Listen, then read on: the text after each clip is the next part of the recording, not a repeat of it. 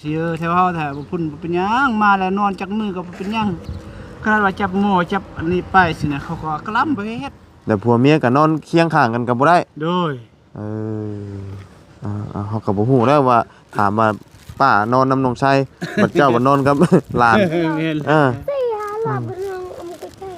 เดี๋ยวนึงรอดีแกตอนมาทวิตน่ะนอนกันอยู่บ่ โอ้ผมรอรออี ก็ ก บ่นอนนี่แหละ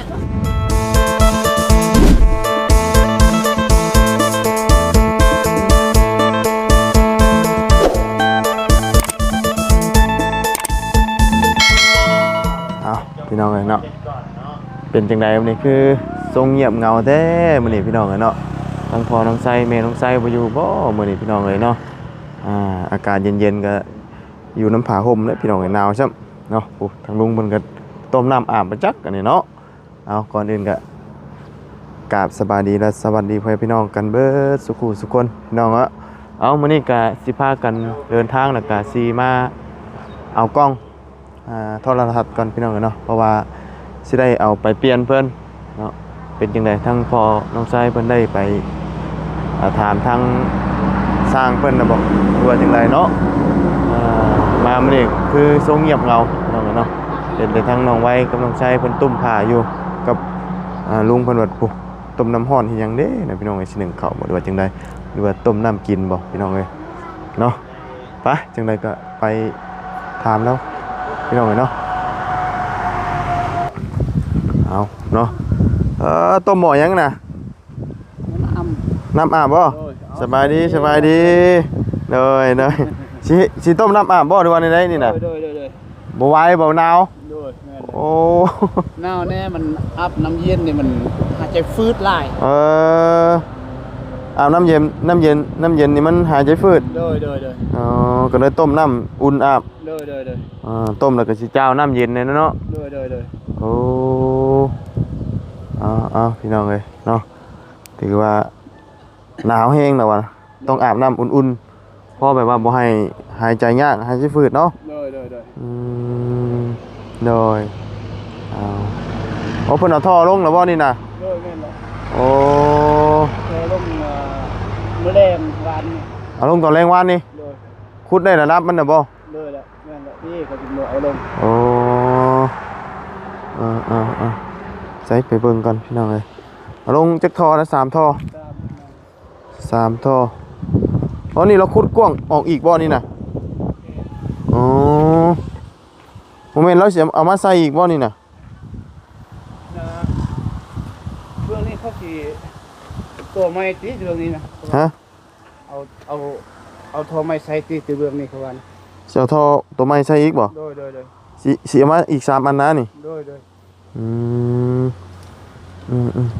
เพราะว่าเราขุดบึมาอีกอันนี้เนาะโดยขุดเพิ่มอีกนี่อันนี้น่ะหลุมเก่าเนาะโดยตัวนี้ตัวไม้โดยขุดมาแบบว่าซ้ำกันเลยเนาะโดยขุดวานนี่บ่โดยอันนี้ขุดวานนี่ขุดวานนี่ก็เอาลงวานนี่ขุดวานนี่ลงวานนี่โดยแมลงวานนี่อันนี้โดยเนาะคือเงียบแถวนี้ไปไซเบิร์ดอยู่เพื่อนทั้งพ่อเพิ่นบ่อยู่บ่อยู่พ่อมันไปเรียกแล้วโอ้โดยแม่ก็บ่อยู่บ่อยู่โดยเป็นอะไรมื้อนี้ใครแน่บ่ก็คือเก่าแต่มันหนาวนี่คันมันร้อนนี่ใครนิดนึงหนาวนี่ก็หายใจฟืดคือกันนี่แหละคือเก่านั่นแหละถ้าหนาวนี่หายใจฟืดโดยคันมันแดดคือว่าตอน1 โมง 2 โมงบ่12 โมงก็ใครนิดนึงบ่ฟืดปานใดหายใจก็สบายนิดนึงโดยก็เลยต้มน้ำอาบเนาะโดยมันหอมพืชนะแท้นั่นเนี่ยต้นโดยเรื่องที่จะสบายหมดแล้วตัวลงกินนี่มันหาแต่ใจฟืดนี่คนเดียวนี่แหละเดี๋ยวใจฟืดหายใจฟืดอากาศมันเย็นเนาะโดยเอาเนาะทั้งพอเพิ่นไปเฮ็ดเวียกกันติโดยไปละเอาเสาเฮือนครัวก็มาแล้วแต่ว่าเดี๋ยวรออันมาพุ่นแหละพี่น้องเนาะ ทางในดำเนินการทางลุงเคิมกับลุงหนวดบ่เป็นสมทบกันเนาะเรื่องเฮ็ดเงินของเงินครัวลุงหนวดกับเมื่อลูกบ่สบายพี่น้องเอ้ยลูกเจ็บท้องเนาะเนาะอันนี้นี่สิเอาท่อมาอีกเนาะ โดยให้ตัวไปคือมันเนาะ เติมอีกเป็น6เนาะ โดย ครับพอดีแหละเนาะเพิ่นตั้งห้องน้ำน่าจะอยู่นี่เนาะห้องน้ำตอนนี้น่าจะเป็นเครื่องครัวเนาะ โดยมันละ อืม ตัวนี่เอานั่งนี่นะตัวนั้น โดย ตัวทับวันนี้ อ๋อเอาไป้าจ้ะเดี๋ยวเขาขึ้นเทิงก่อนซันเด้อ เด้อสบายดีเนาะเดี๋ยวเราหาอาบน้ำอาบท่ากันพี่น้องเลยหนาวเลยนี่ไหวได้หรอวะเนาะได้แล้วมั้งงั้นยังบ่พดบ่เอาพดแบบคักๆได้บ่ มันหอนก่อนยังก่อน สุมไฟใจเนาะไปเดี๋ยวขึ้นหาทั้งน้องไซกับน้องไวก่อนพี่น้องเลยเนาะเอาทั้งเพิ่นบ่ได้ขี่รถจักรอยู่บ่จ้ะเอาเราขี่รถไปจ้ะรวยเก็บกู้ระเบิดเนาะ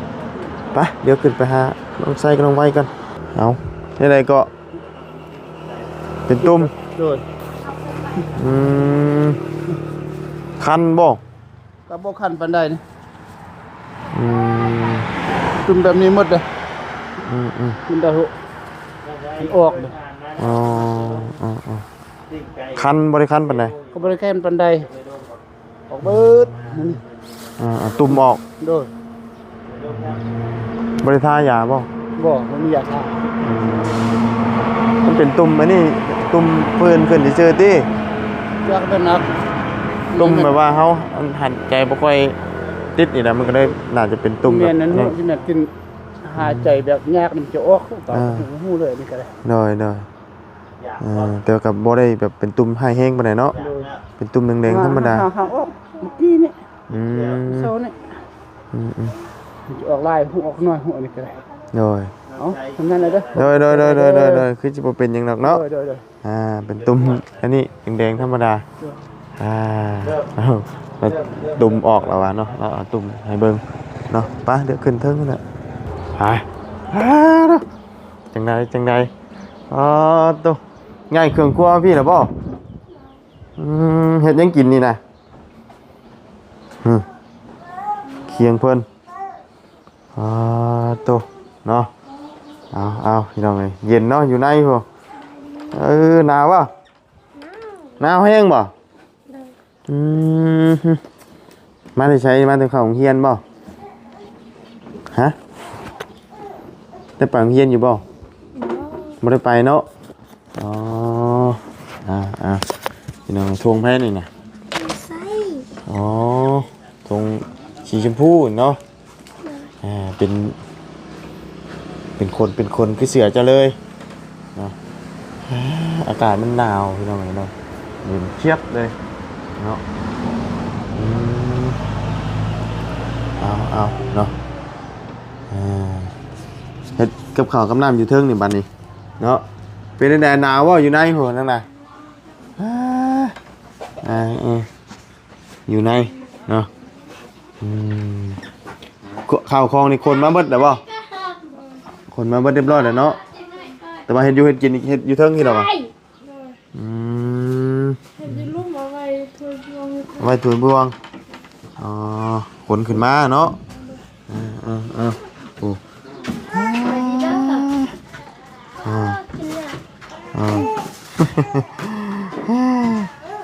เอาพ่อไปอยู่บ่พ่อไปใช้ ไปงาน เฮ็ดงานยังบัดนี้น่ะ เก็บกู้ เก็บกู้คือเก่านะใช่ว่าเพิ่นอย่าเลิกจ้างนะ อันนี้เพิ่นเอาใหม่เด้ เพิ่นเอาใหม่อีกอ๋อ เอาศาสตร์กัน ฮะ ศาสตร์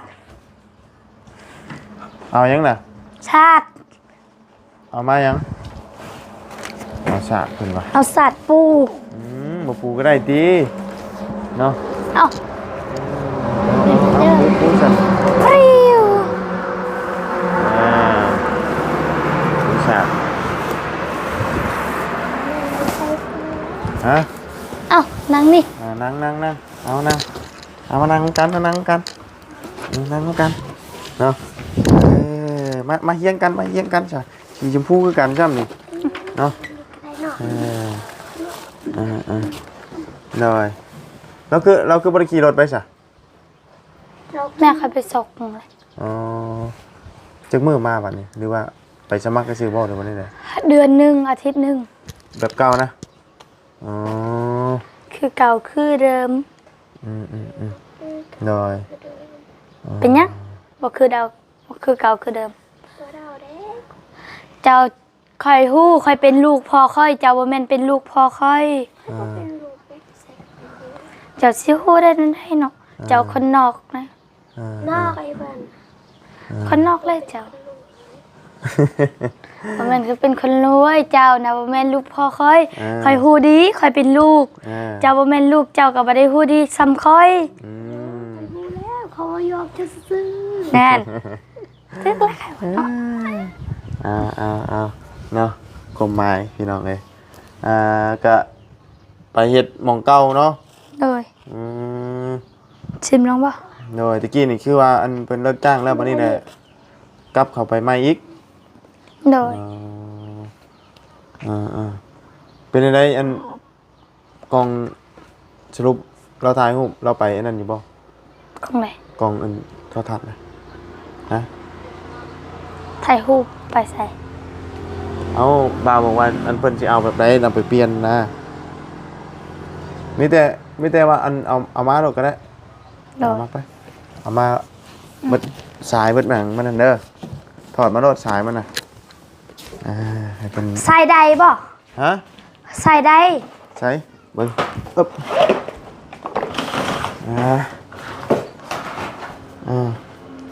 เอาเตตัวนี้รีโมทเอาเตตัวเบิ่งอ่ะตัวไหน ตัวนี้บ่ โอเคเอาเตตัวนี้อันนี้ของโทรทัศน์อันนี้นะ อันนี้เบิ่งโทรทัศน์อันนี้อันนั่น อันนี้ของโทรทัศน์ตัวนี้นะ บ่ ตัวนี้ของโทรทัศน์ อันนี้บ่แม่นบ่ บอสตัวนี้เอามา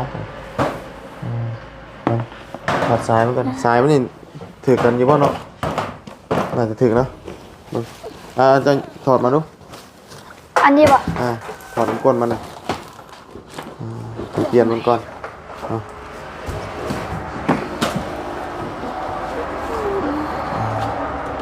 ตามสร้างเพิ่นว่าเป็นน้ำกล้องพี่น้องไงเนาะมาบุญกับบ่ฮู้เนาะมาบุญกับบ่เคยพี่น้องไงเรื่องมันกล้องเรื่องจานนี่เนาะ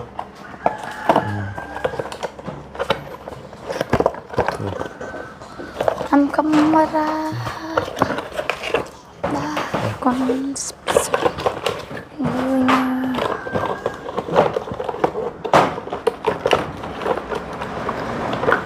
ีโมทก็ใส่แล้ว โดย บ่แม่นตัวนี้ นี่ละลืมละ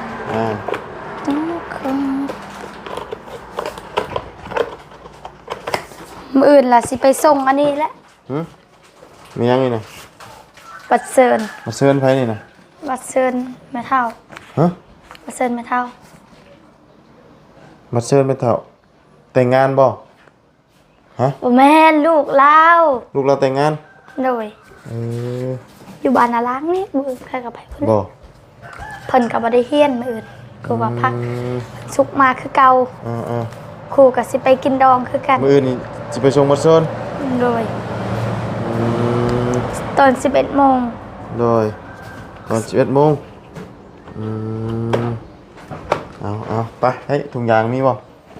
ก่อนมือสิแต่งตัวงามๆเลย ฮะ มือสิแต่งตัวงาม มีแต่งตัวงาม ๆเนยจักสิแต่ง โดย บ่มีถกหน่อย บ่เป็นหยังเราจะถือเดี๋ยวไปใส่รถก็ได้เนาะ มาคอย มานั่งพี่ก่อน โอ้ขอร้อง เดี๋ยวจึงลงเนาะ กูลาเด้อ โอ้ยเอาทั้งพ่อก็ถือว่าไปเห็นเรื่องทำงานที่เก่าแล้วพี่น้องเนาะกามิเตพูดเลยเนาะนั่นก็เงินมาไว้อีกเนาะ โดย ของน้ำเราคุดเอาลงมานี่เหรอ โดยเอาลงแต่นั่นต้นแรงวันนี่ ลงเกิดตำแหน่งวานนี้เราคุดเมื่อวานนี่เลยอันนั้นกันเนาะ โดย ถือว่าคุดไวอยู่เลยเนาะวันนี้เราจะเอาท่อมาใส่อีกแมันบ่อีก3แมันบ่ โดย แล้วว่าบ่ โดย ทองมาใส่อีก3เนาะมันเป็น6บาทเนาะโดย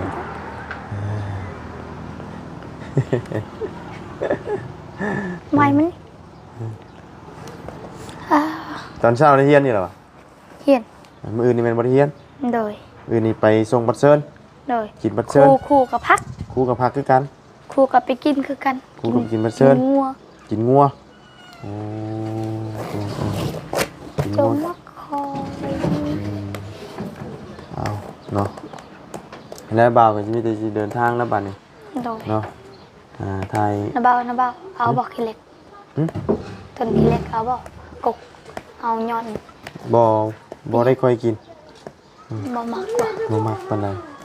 ถ้าผู้ใดมักจะหน่อยสิเอา ฮะบ่าวบ่ค่อยมักขี้เล็กนี่เนาะ บ่มักก็บ่เป็นหยังให้เพิ่นก็ได้คันนะบ่มัก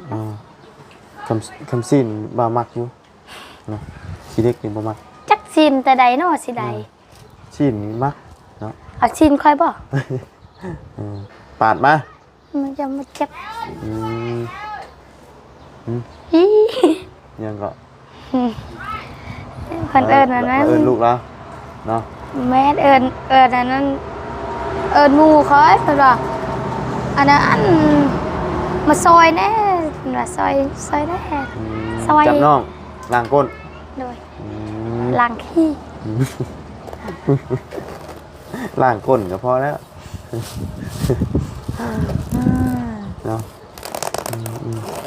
เอามีแต่พุ่นเนี่ยเดี๋ยวจะไปถามเบิ่งก่อนเด้อ โดย เนาะแต่ว่าต้องเปลี่ยนกล้องสีดำมันแหละ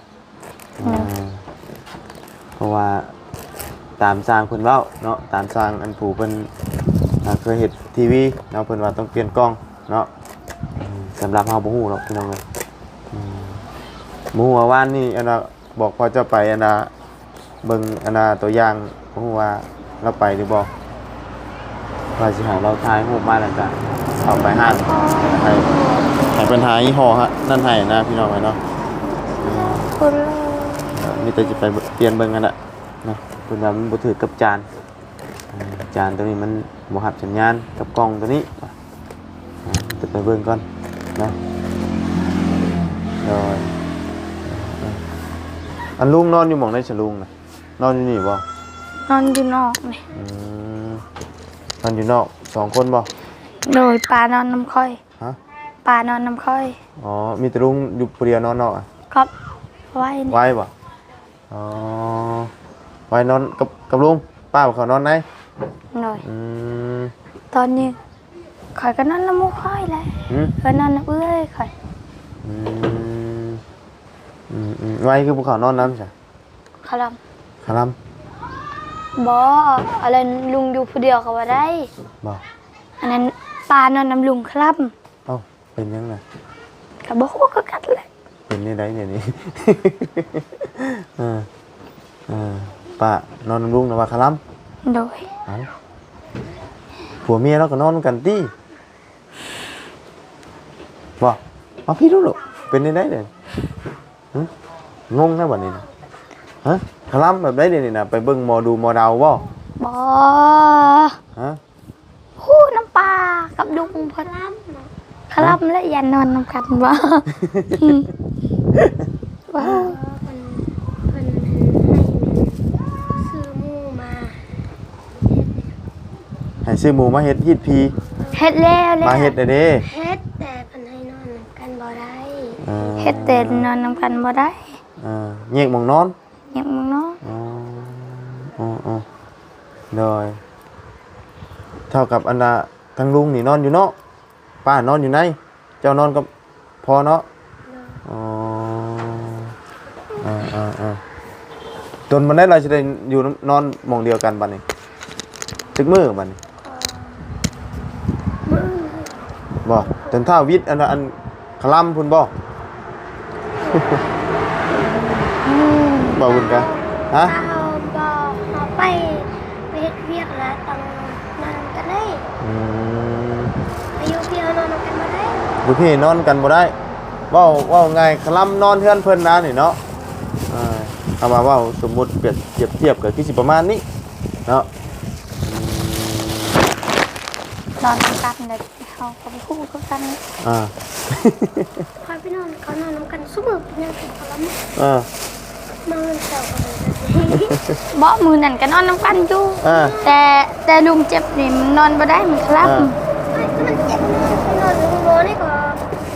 น้ำกันเลย อ่า แต่เมื่อเฮือนนี่มันคลับ เอามาเอาแม่เอา จักแพทย์บ่ให้นอนน้ำกันบ่จักโอ้โห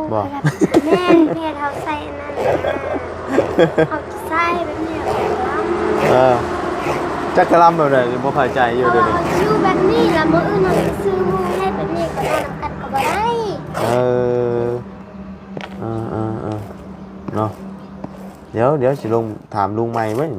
กะลำแบบไหนเนาะ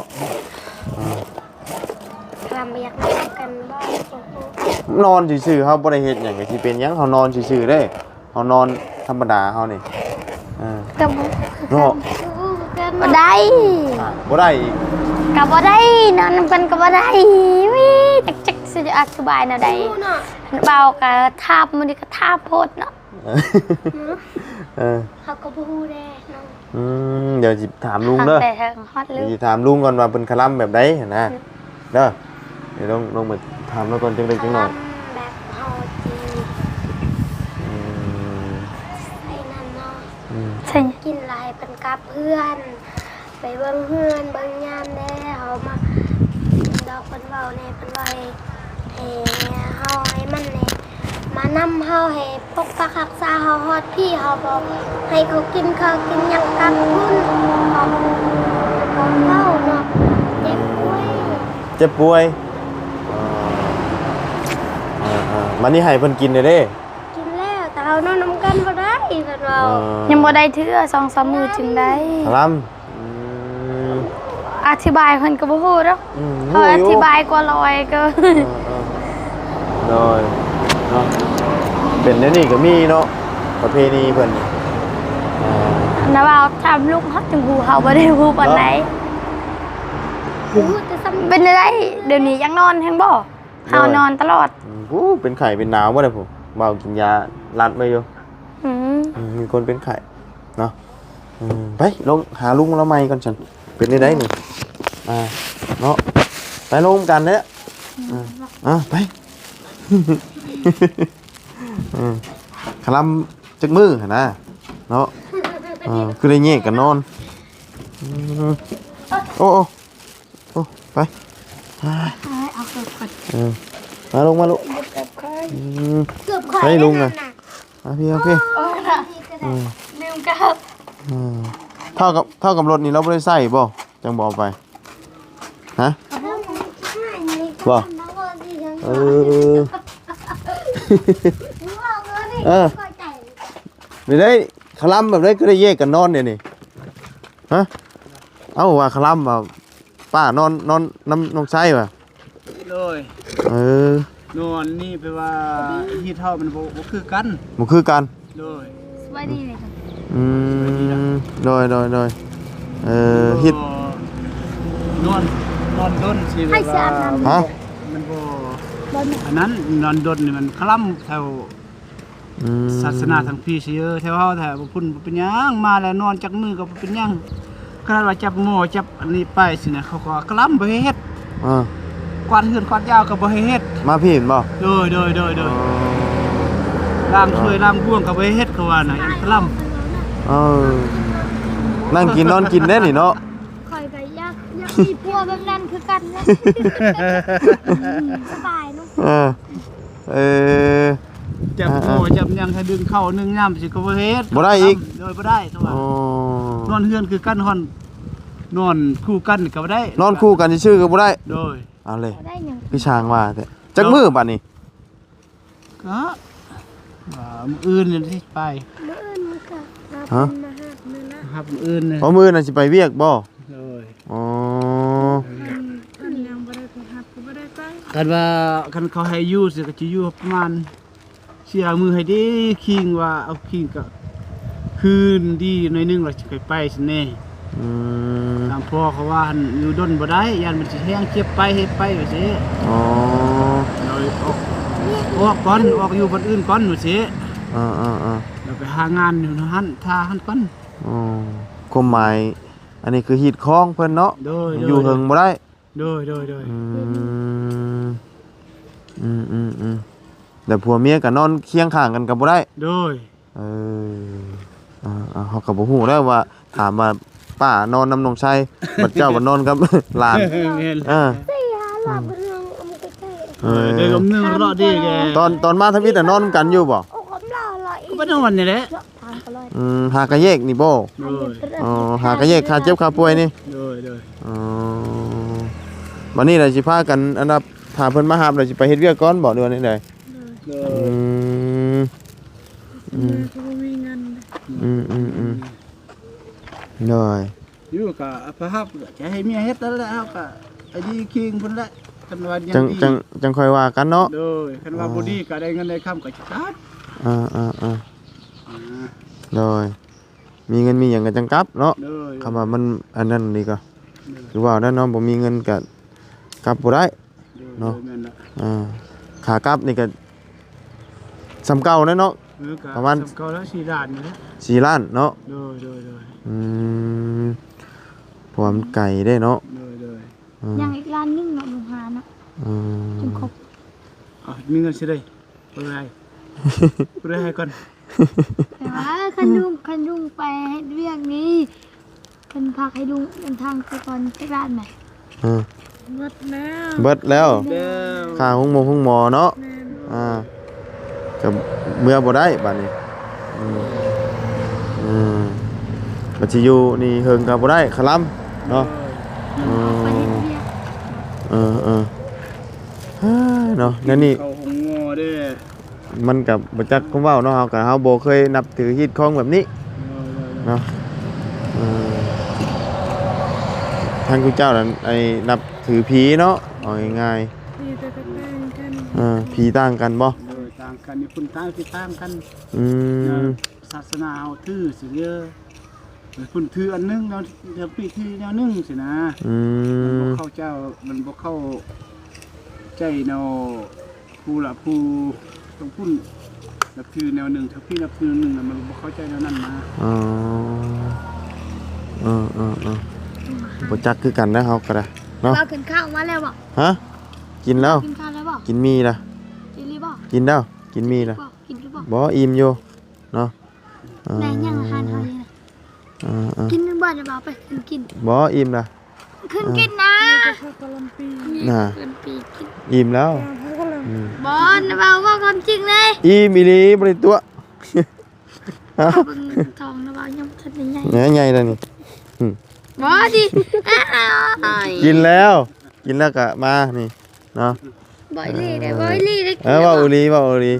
เนาะ ประตูบ่ บ่ตัว คันนะบ่าวอันนั้นนะบ่าวว่าอยากขอสิย่อยกินคันนะบ่าวว่าเป็นหยังข้อยก็บ่ย่อย บ่เป็นหยังกินแล้วก็มา ข้อยบ่ย่อย กิน2เทื่อแล้วนี่เนาะ ก็ส่งเทื่อซื่อ เนาะ ข้อยก็ยังเทื่อนึงคือกิน เพิ่นตัวก็กินได้อิ่ม เอาเนาะ คือกินคือว่าเจ้าคือกินตักกิน บัดนี้บ่าวบุญคงเราก็คนได้เท่าอันนั้นจังมาอีกบ่เราไปเฮ็ดแผนกได้บัดนี้น่ะแบบเก่าอันนะแผนกเก่าเจ้านายเก่าบ่หรือว่าแบบอัน แม่นแล้วไอ้เจ้าแล้วเขาจึงโทรมา อ๋อที่คือว่าเพิ่นเลิกจ้างเนี่ย ลูกจ้างแล้วก็มีงบอีกนะคะ มีงบมาอีกโอ้แสดงว่าเพิ่นได้งบประมาณเข้ามาอีกเนาะเอาซะเนาะเดี๋ยวละเรียกเฮ็ดงานต่อเอาซะเนาะเฮาก็มาเอากล้องเมื่อเปลี่ยนเดี๋ยวกลับมาพุ่นแหละจ้ะ เอากล่องปริศนามาเปลี่ยน กล้องพิจารณาไปจ้ะไปเอาขนมปะน้องไว้น้องชัยไปเราสิปลูกหยังไงน่ะประกาศโอ้โหเราสิปลูกปะ นะขลัมเนาะนอนอยู่น้ำกันซื่อๆกับบ่ได้ขลัมพี่น้องเลยเนาะนั่งกับบ่ได้โดย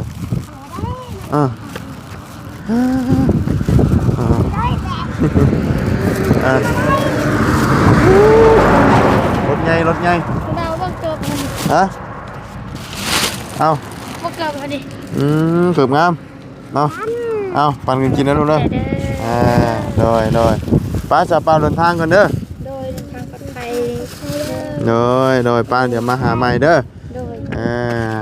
ไปจ้ะเดินทางก่อนมาเลย จักมือได้ว่าสิมาดีบ่ ทางเบิ้งกันนะบ่โดนดอกเนาะคือเก่าหั่นน่ะเนาะทางเบิ้งเนาะ หาไปเด้อ ฮะ ยืมหาไปเด้อ โดยป้าขึ้นเดี๋ยวรถมารถลายไปโดยป้าลูกไปจ้าพี่น้องเดินทางก่อนเนาะพบเจอกันใหม่พี่น้องเลยขอบคุณพี่น้องกับ FC เด้อที่เข้ามาติดตามนะครับชมเนาะสำหรับวันนี้ไปก่อนเนาะทางบ่าวบุญกองเงินก็ไปเฮ็ดงานต่อแล้วเนาะทางลุงก็บ่ได้อยู่น้ำกันพี่น้องนอนคนละนี่แยกเนาะเพราะว่าคลำเพิ่นว่าเอ้าพี่น้องฮีดของประเภทนี้เฮาก็บ่ฮู้ดอกพี่น้องเอ้ยไปแล้วพี่น้องสบายดี